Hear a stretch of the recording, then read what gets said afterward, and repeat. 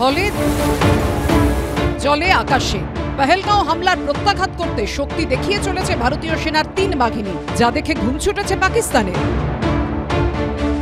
আর সেই কারণেই রোজ রাতে উস্কানি আসছে সীমান্তের ওপার থেকে। উরি থেকে আখনুর সংঘর্ষ বিরতি লঙ্ঘন হলেই পাল্টা জবাব দিচ্ছে ভারতীয় সেনাও। সীমান্তে লাইন অফ কন্ট্রোলে নিয়ন্ত্রণ রেখায় উত্তপ্ত পরিস্থিতি তৈরি হয়ে রয়েছে। ভারতের তরফে জবাব কিন্তু দেওয়া হচ্ছে, ভারতের তরফে প্রতিটি গুলির জবাব দেওয়া হয়েছে এখনো পর্যন্ত ভারতীয় সেনাবাহিনীর তরফে, সেরকমটাই জানানো হয়েছে। নিয়ন্ত্রণ রেখার কাছাকাছি এলাকাগুলিতে নিয়ম করে টানা 10 দিন ধরে গুলি বৃষ্টি করে চলেছে পাকিস্তান। শনিবার রাতেও রাজৌরি, আখনুর, মেন্ধর, সুন্দরবনীতে সীমান্তের ওপার থেকে ছোড়া হয়েছে গুলি। পাল্টা জবাব দিচ্ছে ভারতীয় সেনা। উনি সে 4 দিনের জন্য কোথায় লুকিয়ে পড়লো। ডিজি আইএসআই যে নাকি ওর থেকে জুনিয়র লেফটেন্যান্ট, তাকে বানিয়ে দিল এনএসএ। তখনও ওখান থেকে বেরোলো, বেরিয়ে আবার ঘোরাঘুরি করছে, কিন্তু ওর কোনো জায়গায় কন্ট্রোল করতে পারছে না।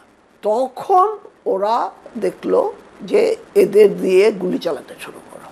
আর ভারত তো গুলি খেয়ে ওদের ফুলের মালা পাঠাবে না, আমাদেরও রিটালিয়েশন হয়েছে, ভারতও জবাব দিচ্ছে। পরিস্থিতি যে উত্তপ্ত হয়ে উঠেছে তা বুঝতে পেরে নিয়ন্ত্রণ রেখা লাগোয়া গ্রামগুলিতে শুরু হয়ে গেছে প্রস্তুতি।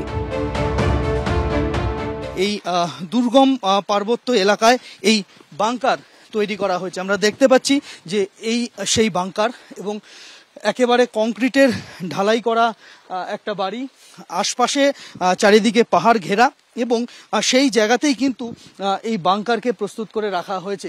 বারামুলা জেলার থাজাল গ্রাম ভারতের শেষ জনপদ, ওপারি পাক অধিকৃত কাশ্মীর। স্থানীয়রা জানিয়েছেন পাকিস্তানের দিক থেকে প্রায় গোলাগুলি ছোড়া হয়, তাই গ্রামবাসীদের নিরাপত্তার কথা মাথায় রেখে বছর 2 আগে ভারতীয় সেনাবাহিনীর তরফে থাজাল গ্রামে 3টি বাংকার তৈরি করা হয়েছে। যুদ্ধকালীন তৎপরতায় সেই বাংকার পরিষ্কার করছেন গ্রামবাসীরা। এই হচ্ছে বাংকারে ঢোকার দরজা, এবং আমরা সেই বাংকারের মধ্যে প্রবেশ করলাম এই মুহূর্তে। বাংকারের মধ্যে আমরা দেখতে পাচ্ছি যে 2টি ঘর রয়েছে। এই হচ্ছে একটা ঘর, পুরোটাই একেবারে কংক্রিট দিয়ে তৈরি করা, অর্থাৎ ওপর থেকে ভারী গোলা এসে পড়লেও হয়তোবা সেরকম একটা ক্ষতি হবে না।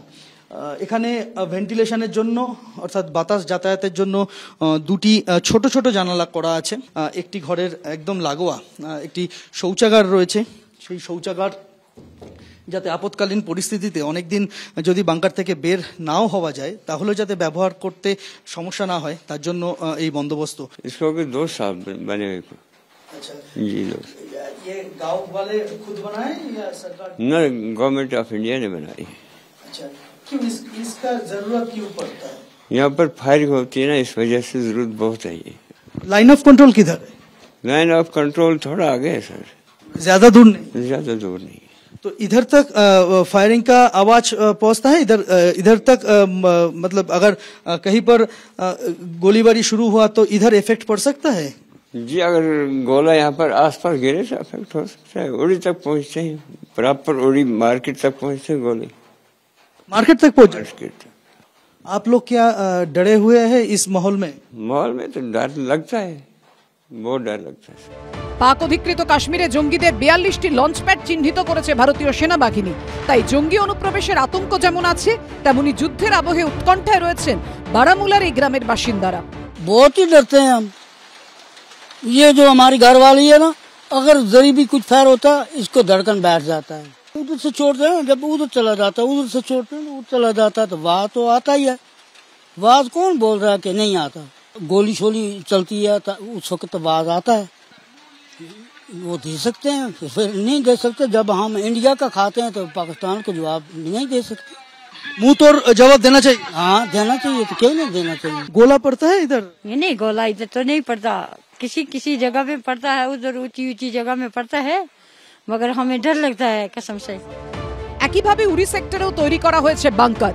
বারামুলা জেলার উড়ি সেক্টরের তুলাওয়াড়ি গ্রামের পরেই নিয়ন্ত্রণ রেখা, আর ওপারে পাক অধিকৃত কাশ্মীর। আমরা এই মুহূর্তে রয়েছি উড়ি সেক্টরে, সেই উড়ি সেক্টর যেখানে 2016 সালে অ্যাটাক করা হয়েছিল। যে জায়গা আমরা দাঁড়িয়ে রয়েছি একেবারে উড়ির শেষ গ্রাম, একেবারে তুলাওয়াড়িতে। এখান থেকে যতটুকু দেখা যাচ্ছে ছবি আমি দেখানোর চেষ্টা করবো, সামনে যে বরফ আবৃত যে পাহাড় রয়েছে সেটি কিন্তু একেবারে পিওকে অর্থাৎ পাকিস্তান অকুপাইড কাশ্মীর বা পাক অধিকৃত কাশ্মীর, এবং সেখান থেকে কার্যত বাংকার থেকে 1000 মিটার রেঞ্জে কিন্তু সেখান থেকে স্নাইপাররা বসে আছে একেবারে তাক করে এই গ্রামে। যখনই যুদ্ধ সংঘর্ষ কার্যত হয় তখনই কিন্তু কার্যত বলা যায় যে সেখান থেকে সেলিং হয়, এবং তার জেরে এখানকার বিভিন্ন গ্রামে কিন্তু সেই মর্টার এসে পড়ে।